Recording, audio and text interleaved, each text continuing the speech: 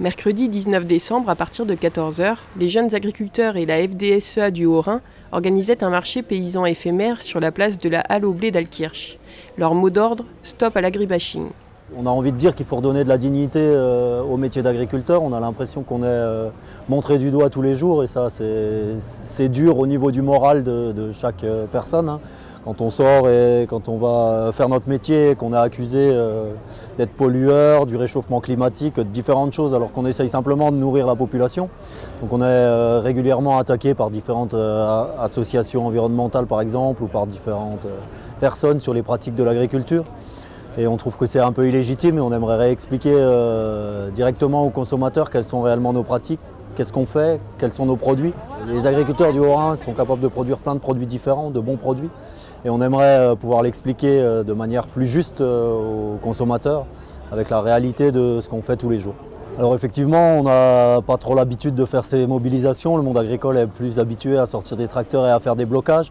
Mais l'idée du blocage n'était pas vraiment ce qu'on recherchait. On avait vraiment envie de se faire comprendre et d'expliquer ce qu'on était en mesure de faire et d'aller à la rencontre du consommateur qui, je pense, a une part de responsabilité dans ce rapport de force qu'il existe entre le monde agricole et la vente de leurs produits. Donc c'est envers ce consommateur qu'on avait envie d'aller pour leur expliquer directement. On pense que c'est plus logique d'aller expliquer le côté positif de nos métiers que de faire un blocage, d'embêter des gens, de ne pas avoir toujours les retours clairs. On a bien du mal à avoir toujours nos politiques aussi avec nous. Alors, on pense que les consommateurs sont un des leviers importants pour se faire comprendre. À une semaine de Noël et dans un délai très court, il a été difficile de réunir un large panel de produits agricoles. Mais à côté de l'étal, une trentaine d'agriculteurs s'étaient néanmoins rassemblés pour soutenir le mouvement.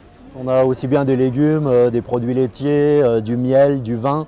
On a essayé d'être dans ce que nous on considérait comme un prix coûtant.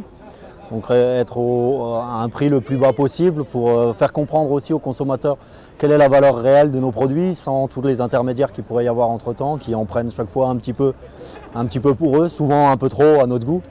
Donc voilà, l'idée c'était réellement de montrer aux consommateurs quel prix pouvaient avoir les produits quand ils étaient en direct et aussi la valeur des produits que nous on produit, quoi. Alors j'ai acheté tout ce que j'ai trouvé. J'ai acheté du vin pour Noël, vieille vigne, j'ai acheté des pommes de terre, du fromage, du miel, des œufs. Voilà, tout ce que j'ai trouvé. Beaucoup et bon courage. Merci à vous. Au revoir. Bon, voilà. Allez, au revoir tout le monde. Je trouve que c'est vraiment manifester intelligemment.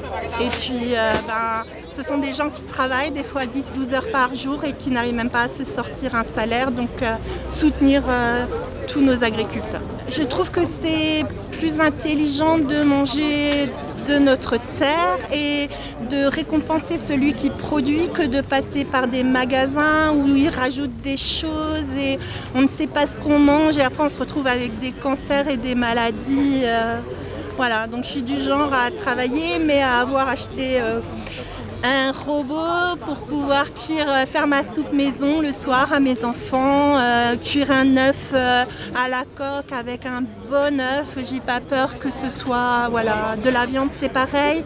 Je vais plutôt privilégier notre boucher, j'en achète moins parce que je suis aussi une maman avec 3 enfants, mais de meilleure qualité. Et j'explique aux enfants que c'est important de garder nos commerces de proximité et surtout nos agriculteurs, parce que si on n'a plus nos agriculteurs, on ne mangera plus. Hein. Que des choses inventées ou fabriquées on ne sait comment avec on ne sait quoi. Au-delà de l'agribashing, d'autres sujets préoccupent actuellement les agriculteurs.